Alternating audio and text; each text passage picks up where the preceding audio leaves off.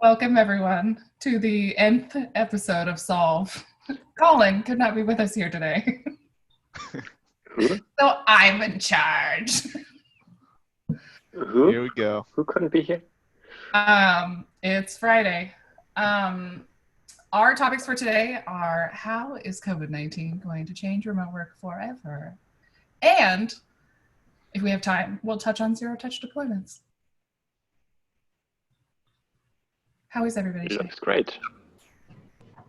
Good. I'm not affected by COVID. I mean, I don't know what you guys are talking about. I haven't gotten to pick up my llama piñata because of COVID. So I'm really looking forward to it. It apparently does not have candy in it, though, which is what I originally requested. It has stickers instead, Wow. according to Matting for marketing. No candy. That's a big oversight. You should just send it back, Rose. So you can have it? Yeah, exactly. No, I'll just give it to Blair. He's closer. Oh, yeah. I mean, I'll take it. Yeah, it's fine. I'm also never going to beat it. Ever. How could you? How could I? Did you guys see the article that got posted or kind of like did the rounds on the downsizing in IT now that we helped everyone get to the cloud and get home and get remote? Now everyone's getting cut. Yep. No. I mean, I feel like we saw that. We literally saw it. Like, people did not really start getting cut until like the last couple of weeks. I remember working my ass off to deliver the live stream of the event where they announced that they were getting cut. And it was like Oh. the days leading up to it, I'm like working like day and night. And then I was like, you gotta be fucking kidding me. Like, seriously? In the job I had Wow. before this one, we spent 2 months preparing to switch our supply chain and inventory systems, only for them to lay our entire retail operations team. Yep. Because now the inventory system was automated enough. Mm-hmm. Anybody could do it. It's like, without naming names, the guy that got laid off and saw his name go through the offboarding workflow. Mm-hmm. Better Call Monitor just posted a anonymous blog post about somebody who was laid off and then rehired. Yeah. I think you might know who that person is, but I did find it an interesting story because, like, the beginning of the post, right, they talk about all the automations they've done and all of the things that they've done, and how, like, when they were laid off, they couldn't help but be like a little proud at how smoothly it all went. And they were off for it, which I get. Very dark. Some of our Yeah. automation is like my baby. Like, when it works perfectly, I'm like amazing, and when it's not working perfectly, I'm upset. This is where the, I guess the old school mentality of don't automate yourself out of a job Yeah, I was going to bring that up. This is may everyone's fear. have seemed some value there. It depends. Yeah, I mean, I think in most cases it's more of a corporate. We need to cut the budget down, so IT is on the top of the list. But It's hard because I think when you automate things, you open up the possibility to work on other things. Right? that's the idea in general. So, I mean, I think that's anything. Like, when you automate stuff, you open up other work that isn't getting done or isn't getting done well and needs to get done. And a lot of times that work is considered optional, because if you remember what it was like before, you remember that you don't have to do this and you can just scrape by. Yeah, and like constantly remembering that these layoffs are so different than normal layoffs. I mean, who freaking saw this coming, right? Like, it's not, oh, you stood up some system, now we don't need you because you stood up that system. It's, if we don't make cuts, company goes bye-bye. Mhm. So And you're not making income directly. So yeah, IT is usually on the short list of budgets that can be cut without a short-term negative. Yeah. And I mean, honestly, right now probably isn't the worst time to be looking for a job in operations or general IT support. I imagine, Especially if I'm not looking, but I would imagine there's a lot of remote positions available. Oh, I'm getting hit up left and right, just personally. Yeah, I'm getting Recruiters solicited all day. Oh yeah. Yeah. It's gone way up. Shush, boy. Not that that helps if you've been laid off. It's still a terrible thing. Silver lining, I guess. Right? What are people thinking about how long it's going to take for things to bounce back a little bit? Because we're seeing already some bounce back in the markets. I've been following my retirement accounts. I think that like. So we're already seeing some bounce back in the markets, but like, how long do we think it's going to take for companies to decide that they can hire again? Yeah, because the stock market, I don't think is a good indicator of the economy. Yeah, I would just say don't look It's at like that. it's a great indicator of your retirement account, but not of the economy. And so because I work for a nonprofit that is funded through an endowment, it is actually an indicator for us. So that's why I'm asking people who work at normal companies. Yeah, that's a good question. But what about you guys? I think there's we're not laying off, we're still hiring, but I think in general it's going to be forced. Like, so all the, let's say 10%, I forget what it was, like say 10% of IT budgets are getting cut, so that's going to be layoffs at some point. So if someone automated their job, now they're getting laid off. We all know how that works. Like, you can't just leave that alone. It needs to be tended. So at some point it's going to break. And when it breaks, everything is going to be terribly manual again. You're going to have one person trying to support 500 people. They're going to get swamped. They're going to say, no, I need someone back. I think it's going to be a forcing function to get these roles back more than it is going to be like, oh, our economy has picked up. Let's replace the headcount. That's just my guess. I think we're going to see, because of that exact problem, like another, just like the other crashes, another jump in MSPs.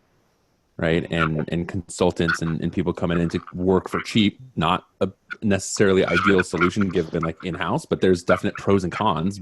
One pro being, oh, we can afford this. And that touches on the general natural cycle of IT departments and companies where internal IT is preferred because you have a trust relationship, and then the cost floats, the productivity drops, then it gets outsourced. Then that eventually leaves everyone dissatisfied, and they come back to an internal. It's the same kind of cycle where cost is the priority, and then value is the priority, and that seems to waver.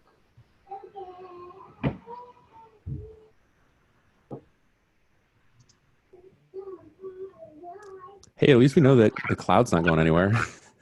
I hope not. Yeah. That's true. So, to the topic on the remote work changing forever, what are your thoughts on that? I hope it does. Yeah, me too. I'm loving it. We're gonna work forever in remote. Well, I think it has to, because most strategies right now are not quarterly.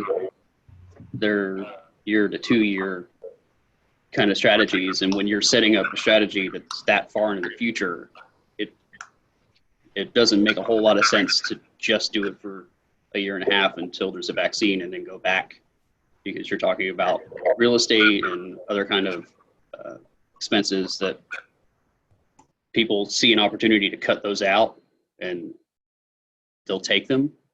Like commercial real estate is probably suffering more as badly as any other enterprise now because of that. Startups are not going to need offices. So I was going to say, your Twitter.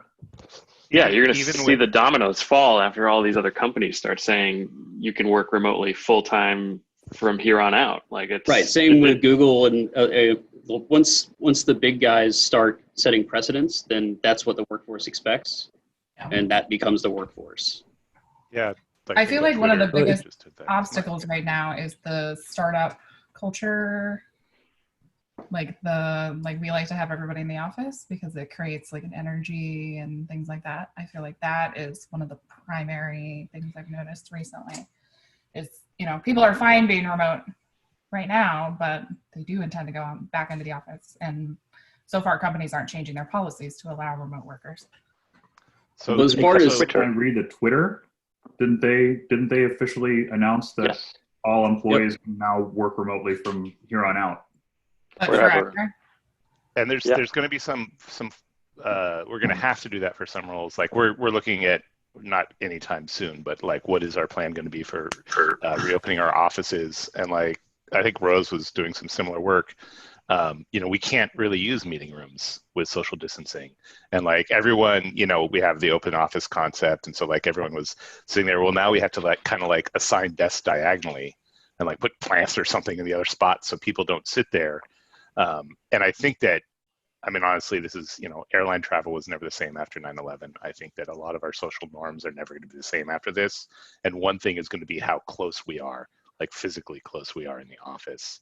Unless we get some like really super awesome, here's your test results in 15 minutes kind of thing that where we all just like, lick a piece of paper and put it in the machine or whatever.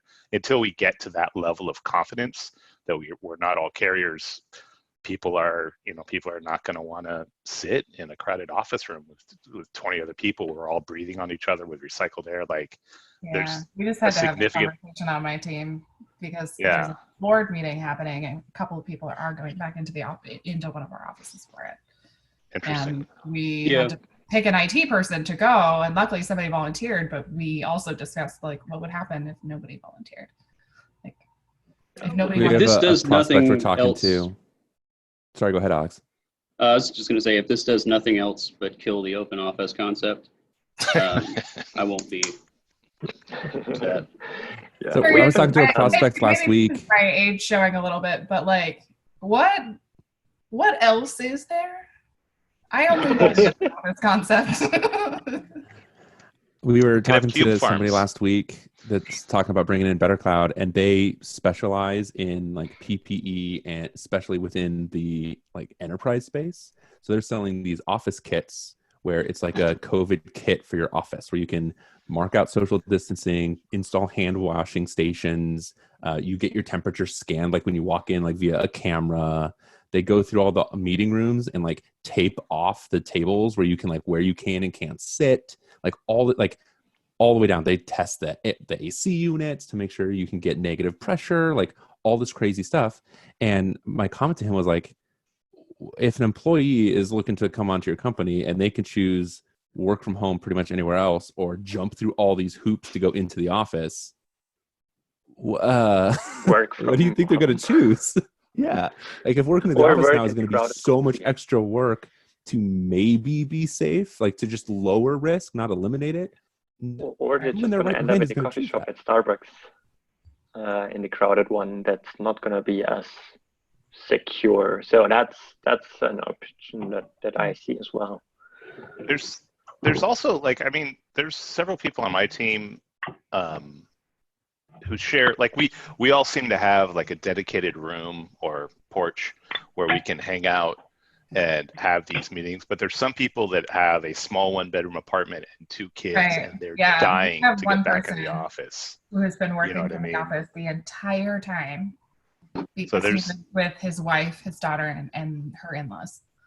Yeah, there's definitely going to be people that want to get back in the office, and it's really nice I guess to. The thing is, I don't think any company plans on requiring their employees to come back to the office anytime soon, because then it gets into a real weird HR place. It's already happening. People with other risk profiles are look at Tesla. Like really it's we're already there. I'm sure there's plenty of lawyers working on legal, trying to set a legal precedent that the company should default. And once that's set, then it doesn't matter. Yeah. For as many people that won't want to return to the office, you'll have just as many people lined up ready to take that position too. Like it's a point of desperation for a lot of folks. So it's really, I agree. It's odd to be forcing people back, but I also see the people that are out and protesting and ready to take anything they can get. Highly politicized. Very much so. Like everything else in this country. I think too, like trying to take the lens of it of like when we're out of the crazy, right? Because we're still in the crazy right now, right? On both, like want to politicize it on both sides, right? Like it's just nobody knows what's going on. There's no normal. Everything's in flux. But when we get to normal, like when we get out of the crazy, like I think work from home is going to be no longer like a nice to have, and it's going to be a if you don't offer it, I'm not going to take this job kind of thing, regardless of whether people want to work or not, right? Do you think we're going to see a lot of people leaving their jobs and getting. I mean, we're already seeing. I saw some article this morning on just in the last couple of months the exodus out of major urban metros like the Bay Area. They've seen I have friends who are moving out of cities. Yeah. Like, I mean, just from like anecdotal evidence, like Better Cloud, like maybe half is too strong a word, but a huge portion of our company that was in New York, they're not in New York right now. Like that's me.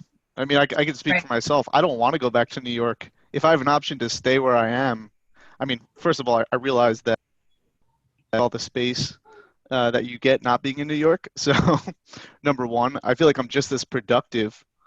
You know, I don't think I've lost any productivity. I think not being around people, for me personally, I don't see any difference. I have my setup. I have everything I need. So why not work remote? You've been in the metropolitan commute. Though, right? What's that? You've been at Better Cloud a long time though, right? Yeah. Yes, but I feel like you've lost any like closeness.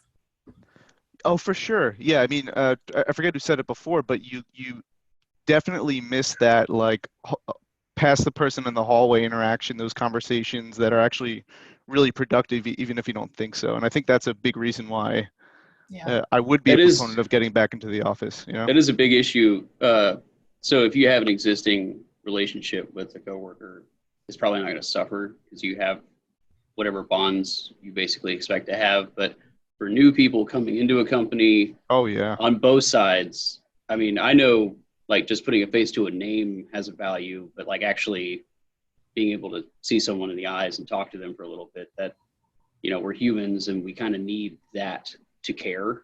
Most of us, like some people have great empathy naturally, but a lot of people need some kind of interaction before they actually see you as a human. And that really translates to your ability to work with each other.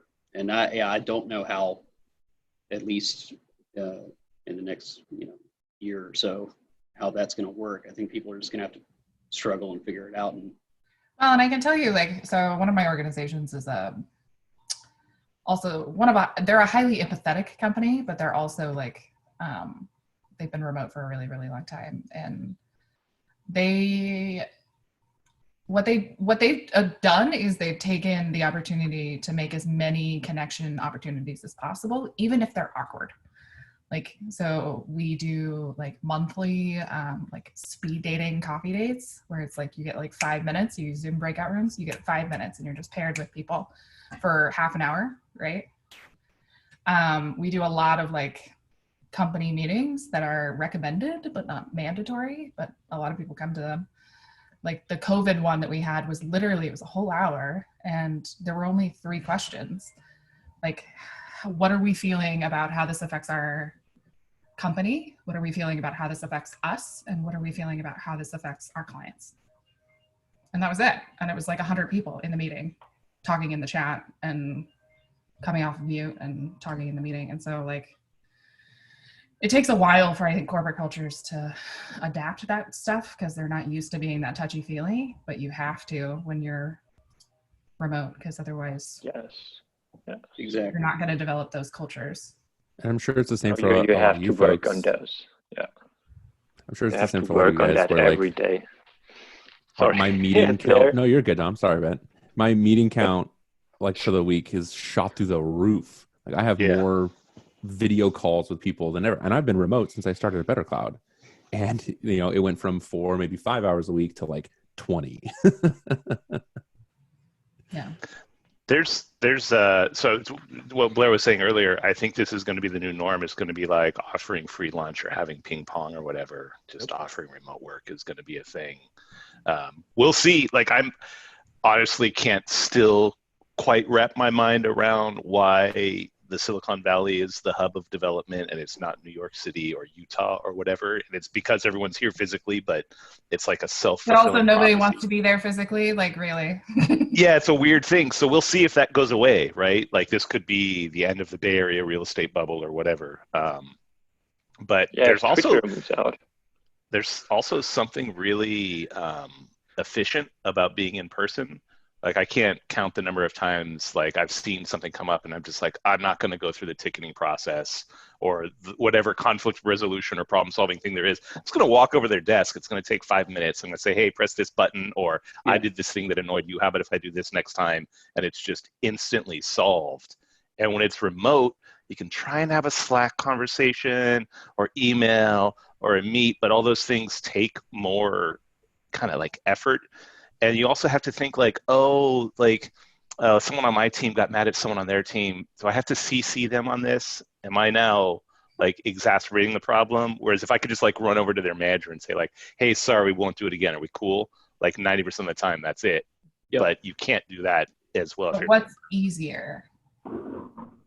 Working. In theory, easier? Working is easier, right? All those things are harder. Actually, productivity, getting work done is easier. Right. Right. Communication is the challenge. Work is benefiting. I would assume for most people. I think one of the major things about remote work is that it's a gain in productivity. I think most people will say that, at least a net gain. But it's a loss of culture. And I would be very nervous to see what businesses forget that. Well, that's what you were saying about startups, and the office culture is what they would sell. I think just like the way that they found a way to offer something to people at traditional companies that was better than what they were used to, they're just gonna have to do the same thing with this landscape. It's on them to figure out how to entice people. And startups really have to do that because it's a high risk job, even for employees there, especially in the States, and where the startup culture is based or it originates from, the current one at least. So that's a whole lot of their work with their employees, with their culture, that still needs to come with remote work, and that's something that we have to work. We are a 100% remote company. We are hiring right now remote. It's been coming from an interview today from a girl in Paris. That's a whole different culture here in Germany or in the European Union, and we have to integrate them somehow into the team, and they're 7 hours away by train. So those are the things that really take effort, but I think the payoff is going to be huge for everyone, especially for productivity in our clients and the diversity as well that we are in Europe getting through that. And like you were saying, Rose, the companies, the bigger companies are going to lag behind, and so startups are going to have that head start into figuring this out, like the nonprofit or the company you talked about that was. I mean, many of them have speed dating and stuff. Yeah. It's just easier as a startup to change stuff like this. To change a policy. Yeah. Because if you have over 5,000 employees, over 10,000 employees, over 50,000 employees, it's really hard to change a policy like that. More than policies, though, I would say it's just a ton of mindset as well. Like you policy is just the writing. Yeah, for sure. And if I've worked for places that were, quote, remote friendly, you might as well just said like, go and sit in that closet and don't talk to anybody. Like that's what that was.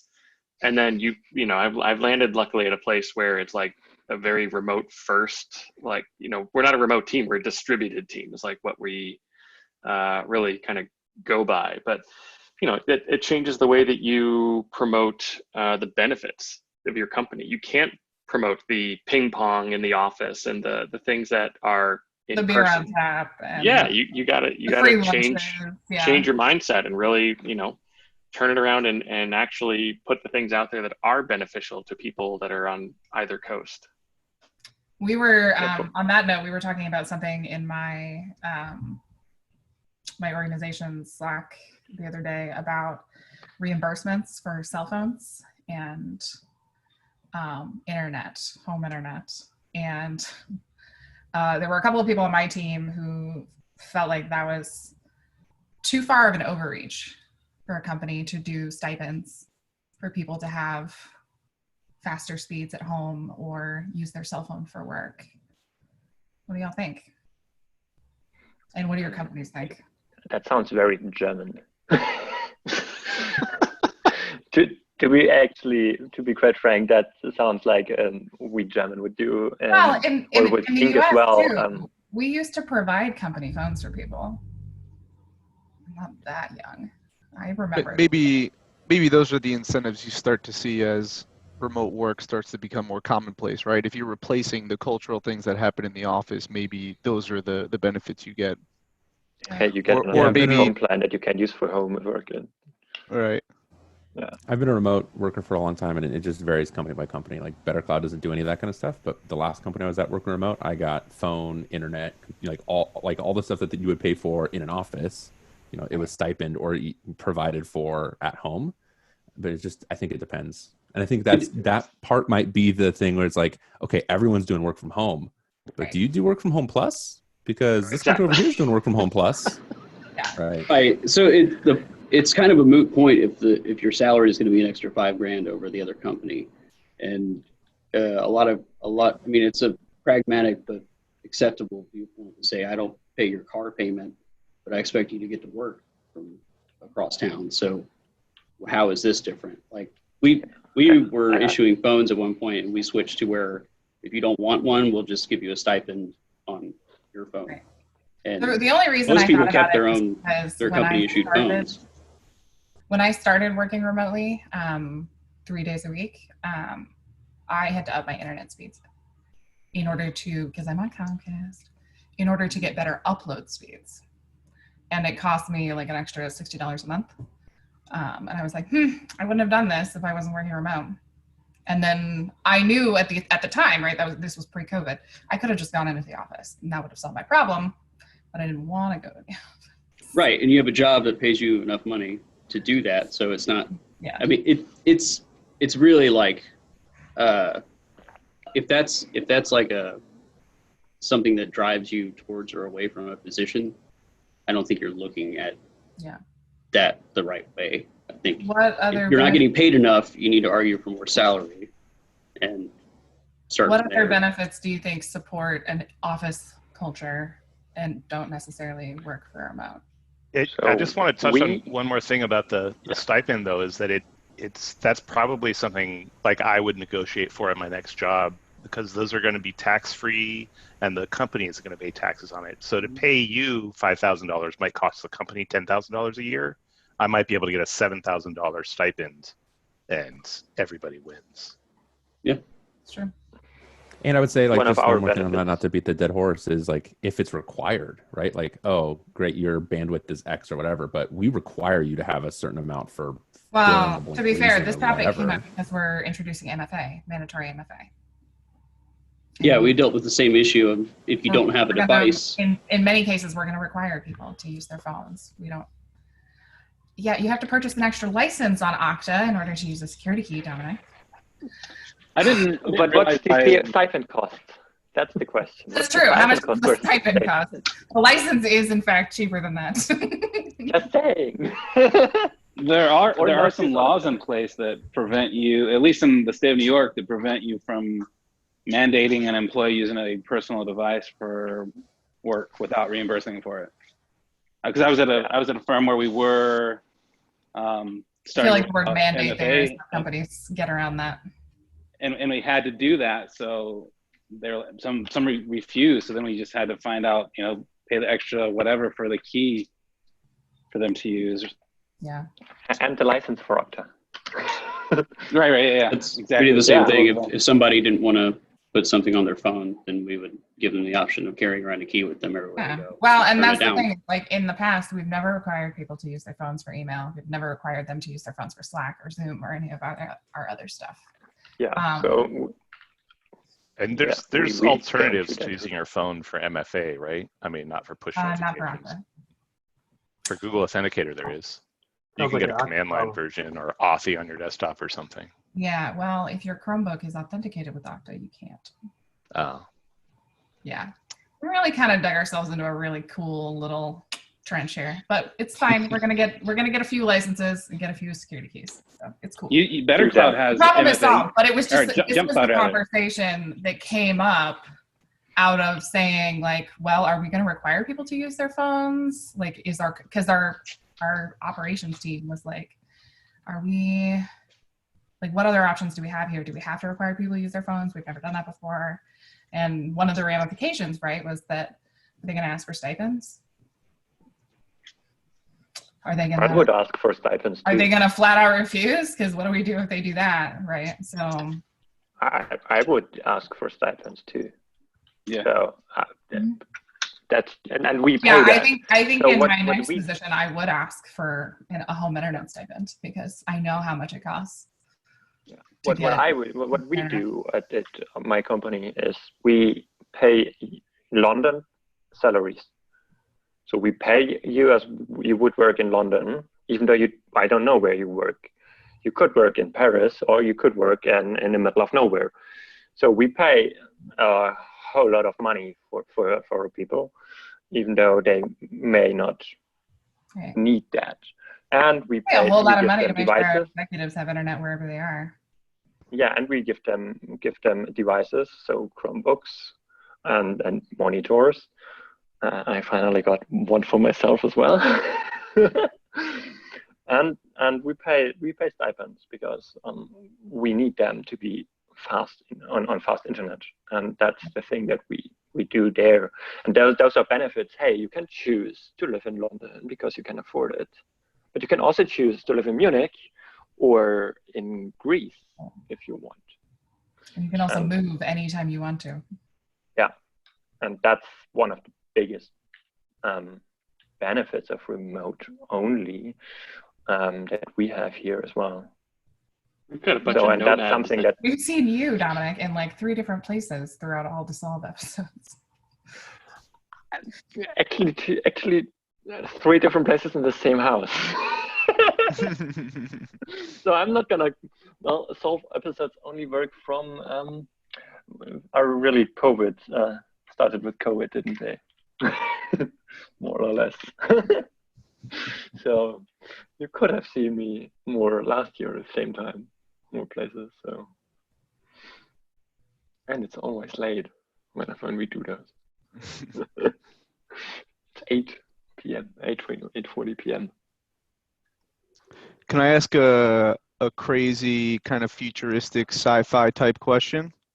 Yeah. Could you ever foresee a world now that work from home or remote work is becoming more commonplace, where we're working in like a VR type world, or there's like a recreated office in a VR type world that recreates the experiences we were talking about before?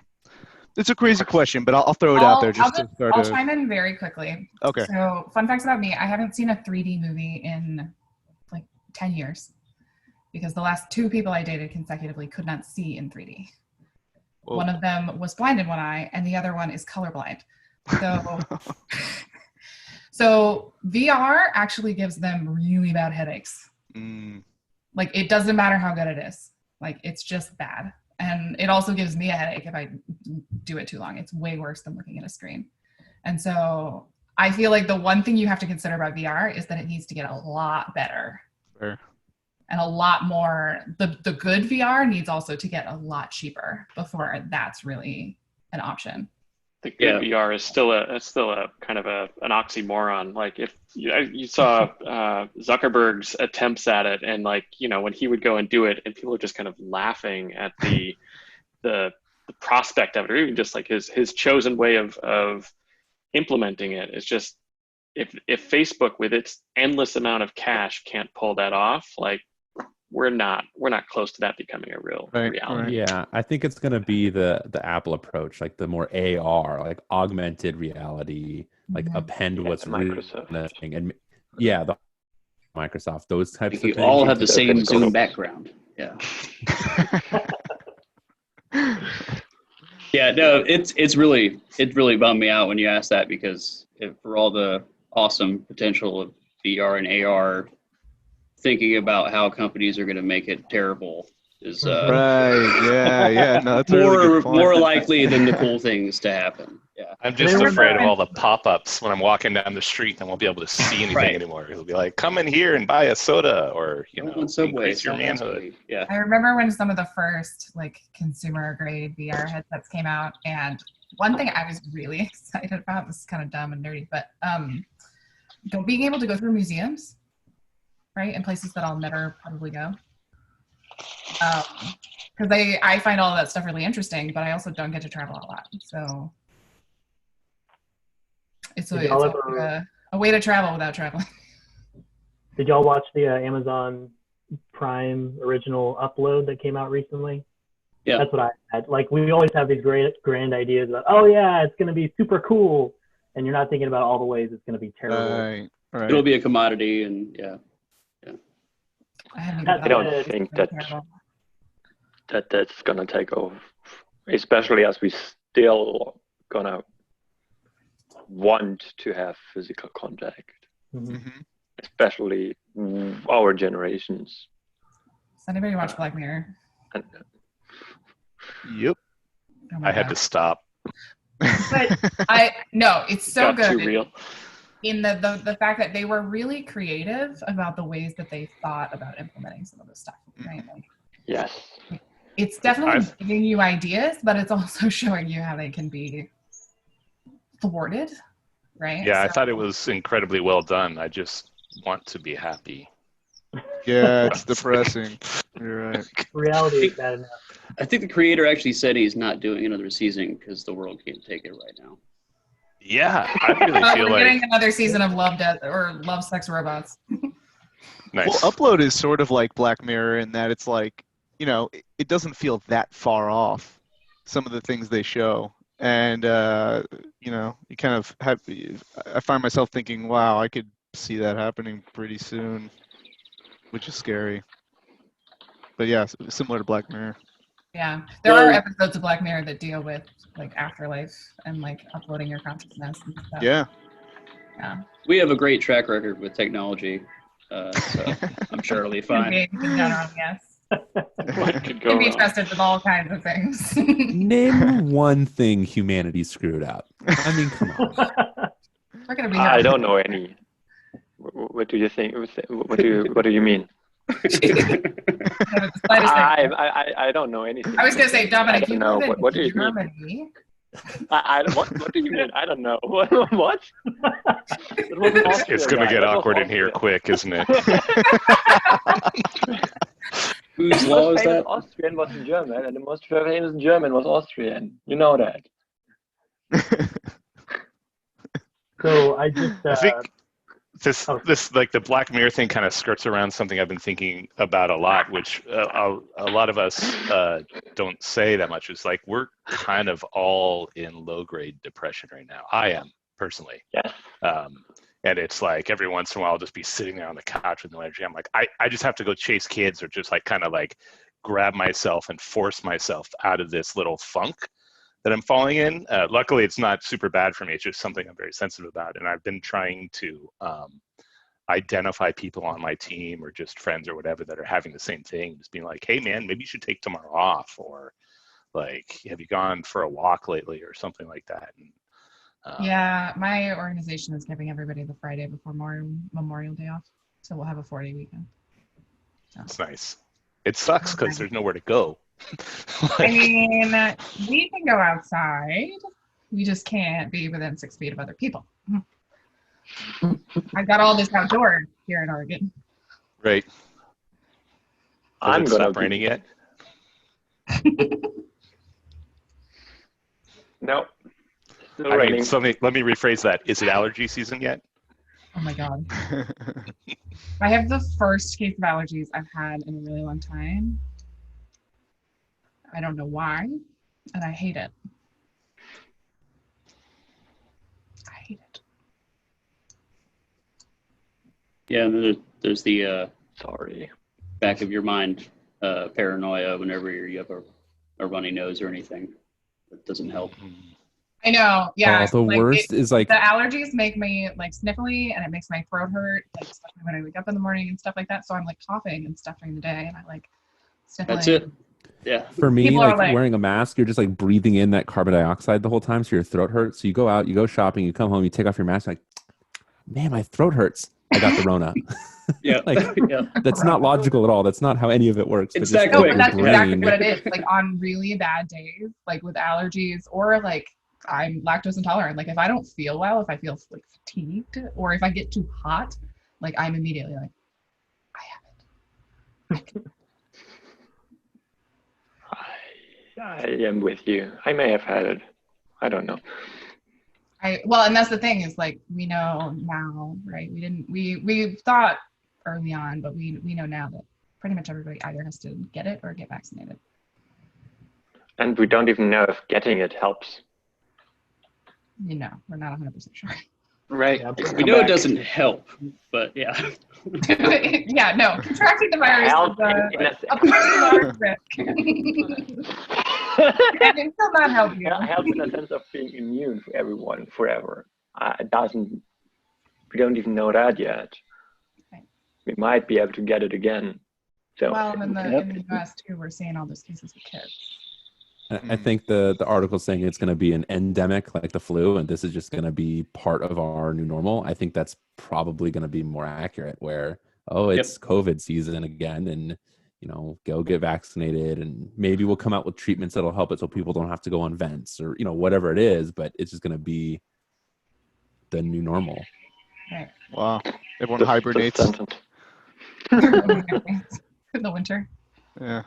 Wow. You guys know how in California they have those, well, not in California, on products they'll have a sticker that's like, hey, this is known to the state of California to cause whatever cancer and kill you. So down here in Texas, we have the opposite of that. It's like, oh no, everything's fine. Everything's back and open. And, I just started a new job a couple weeks back. And eventually, whenever things open up, they're based in Illinois. I'm like, I'm pretty sure they're not going to let me come because we're just like, it's nuts over here. It's like nobody's changing anything. Yeah. It depends on where you live too, I think, in a lot of respects, because like here in Oregon, they did a survey and we have like 80% support for shelter in place. So even we're starting phase 1 next week, and even that, like I think most people will not. Well, yeah, I think our strategy is there can't be a second wave if we never end the first one. Yeah. Yeah. Flawless logic, just flawless. Once everyone dies, we don't have to shelter in place anymore. Yeah. Oh, that's smart. Yeah. I think what Blair was saying about it being like a seasonal thing made me wonder about like how our roles may change if, every February or whatever it is, suddenly a third of the company has to work remote. If offices do open up and people do start coming in, and then all of a sudden they're like, oh, nope, now I have to work from home. And are we going to like what kind of processes, we all scrambled like to make sure everyone had their keyboards and their power adapters and maybe a second monitor or whatever it was. And that's going to be probably a regular part of our job. Like we're going to be doing people's personal facilities work, basically. Like IT and facilities always blend together so well anyways, right? But like, yeah. Well, you should get your facilities team on board as soon as you can. I really do think we're gonna see a big push for what like Michael and I are going through right now of GTFO the city. Let's go, one step removed, maybe not full blown rural, but like suburban rural. I don't even know what you want to classify that as.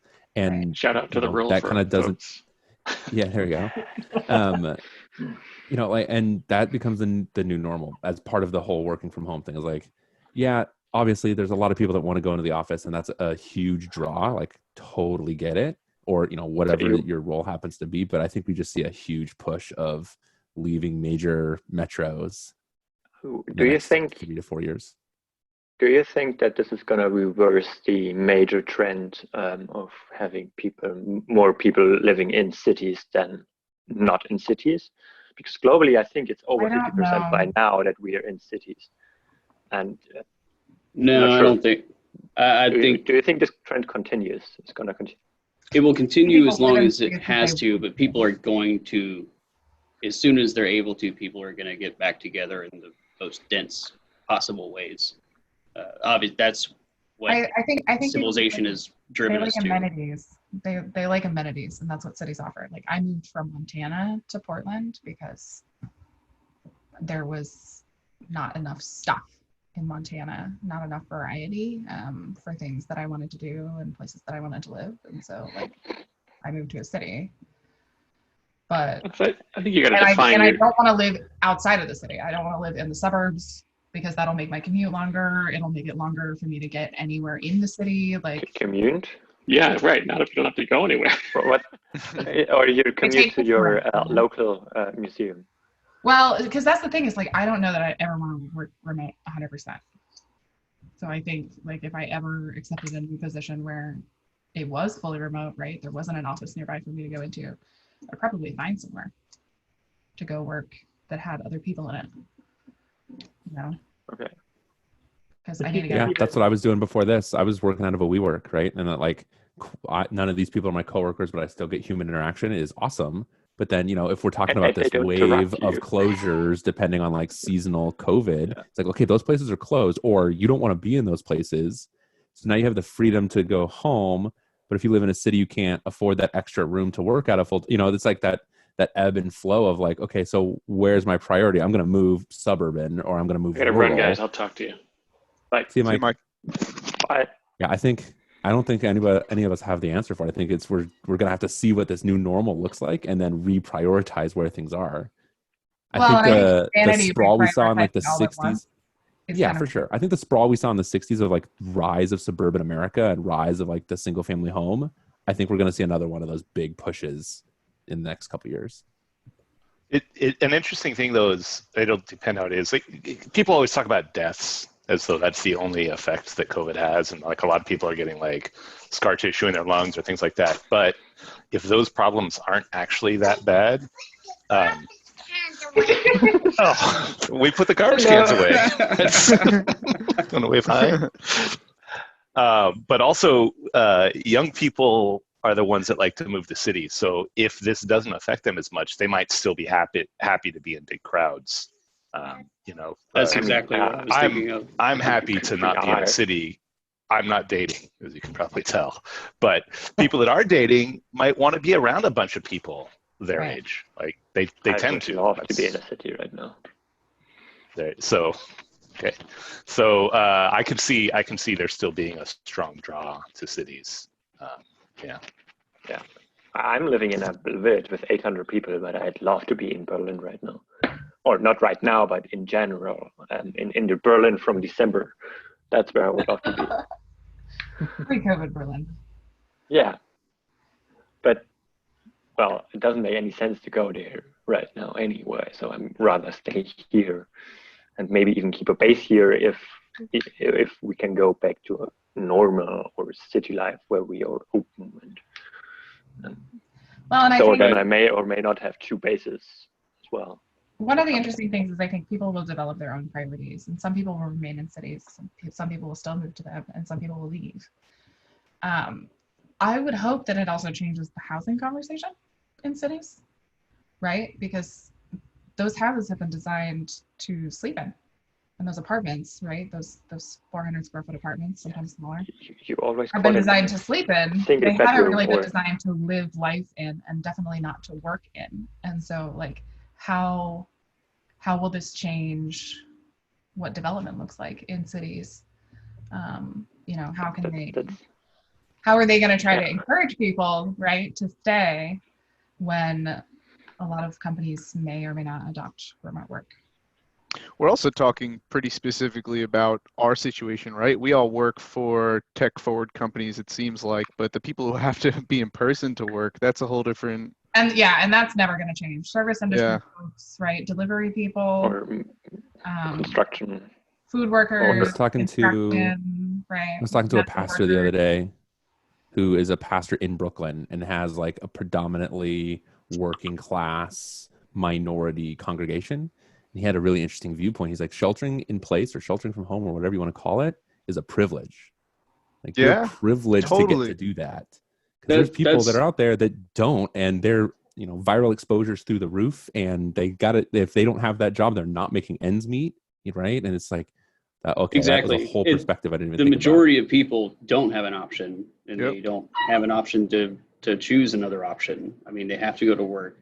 They have to expose themselves. And that's why for anybody who has the option to not be out in society right now and is not taking that option, that's mind-blowing to me.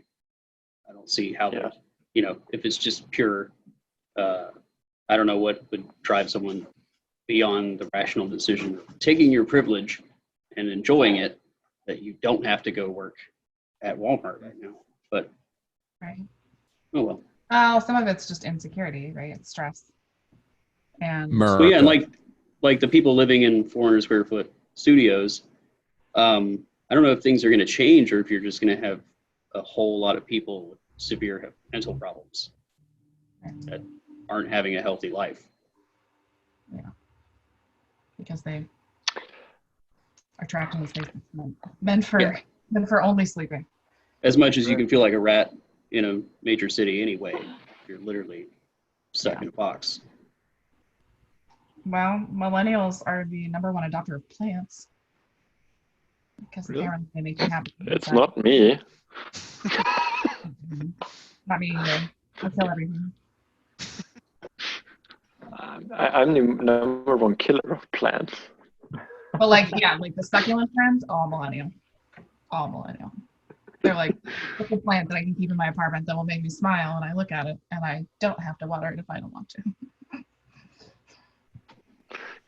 I'm better at keeping a dog alive than plants. That's for sure. Oh my goodness.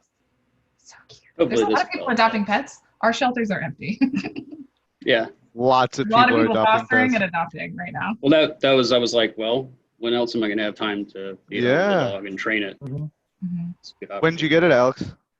Yesterday. Wow, congrats. So cute. You should post that as your Wednesday win. Yeah, come on. We at least need a or picture. Friday fire drill. One of the two. Whatever you want to call it. I've been too busy. Yeah. So we're approaching the hour. So, any final words from any of our amazing people here? Take care of yourself. Take breaks. And your dog. Go outside for 15 minutes of sunlight. Your family, your kids, your plants. Yes. Hide your wife. Puppy's going crazy. Bye. Happy Friday. See you, Alex. Bye. Okay. Man, what an uplifting episode today. I feel so energized to take on the weekend. Yeah, can we switch to touchless deployments real quick or something? No, I said I wanted to enjoy the weekend. At the 15-minute mark, I was going to have us go around and say, name our OSs that we have, and then what systems we're using to manage and configure them. But I forgot. I missed the time. We were talking about VR instead. It was nice too. Hope you enjoyed the VR convo. It was nice. Would you ever go to a VR conference? How about that? Shorter term. I think that's interesting. I was at a conference that was online only yesterday. I love VR. Yeah. I mean, I'm lucky enough to have the full high-end setup, which is nice. So, I'm a little biased, but I love it. It's so much fun. Do you have the Vive or the Oculus? Conference more expensive though, because you have to do the development and the hosting for the actual environment, and then in theory you would have to send everybody a headset. But everybody also has to come to a hosted conference place where you have to pay food and airfare and airfare. So going to Google Next, airfare you pay permits, AV. Going to Google Next was going to cost me $3,000 without the food, without the ticket to Google Next, and I live 2 hours by plane, less than 2 hours. So. Yep. Yeah, I remember having to budget $10K to make the Google Next trip for the hotel, the airfare, and the whole shebang. It's crazy. It's insane. You can get a really awesome VR setup for $10K. That's what I'm saying. That may actually be a thing, but I don't think that we're going to spend 8 hours a day. No, definitely not. In VR, not anytime soon. Well, then you still have not our generation. Maybe I haven't done a lot of multiplayer VR. I guess. How does that work? From an audio standpoint, it's noon. Do we have another from an hour audio to go over standpoint it? and stuff, like as you're walking through a space, I can go. navigating a space, like do you have to like initiate like a talk? It kind of depends on the platform. I don't think there's any like really good platforms to solve this particular use case yet. I definitely think like what we're talking about is like a little bit more future state. You know, there's things that are like it right now that are like kind of gimmicky and kind of fun and kind of cool. But I think once we get to the next level of like Google Glass, Apple Glasses, like that kind of echelon of quality, and it kind of blends reality and VR, I think that's going to be, you know, if I'm looking at my computer and I can look up here and see your faces up, you know, those kinds of things. I think that's really where we're going to I really thought Google Glass was going to be way more popular than it was. Some of the stuff that the Apple Glasses are rumored to be like and what HoloLens can currently do, I think that's the way we're going. HoloLens. Sure. I've used Google Glasses and HoloLens. Both of them V1 actually, and also Oculus V1 back in, when was this, 2013 already? That's ages ago as well. Or so, and I wouldn't have had a use case actually for any of them, except gaming with the Oculus, maybe. But I'm not a big gamer, so we went a little bit down the rabbit hole of VR conferencing. I was going to try and make a ploy, although this is what I was thinking also about when you're saying like, oh, it would cost me $10,000 to go Google Next. Why not get me a VR headset? And like business math is different than reality. Because like right now we're all saving money on offices, right? No one's getting lunch in the office anymore. That's, you know, at least maybe $100 a week per person. But we don't all get $100 a week stipend to go buy ourselves lunch, right? Like, so the math just changes. But when I looked at the VR conferencing options, they were all less effective at creating a sense of presence than just a regular video conference. Like if you think about it, if instead of my face, you just saw like a cartoonish representation, and sure, you know, you can like walk around me in a circle in VR or whatever. And if I'm presenting a chart, you can look at a chart from a different angle, but it's not as good as me just presenting my screen and having my real face be available.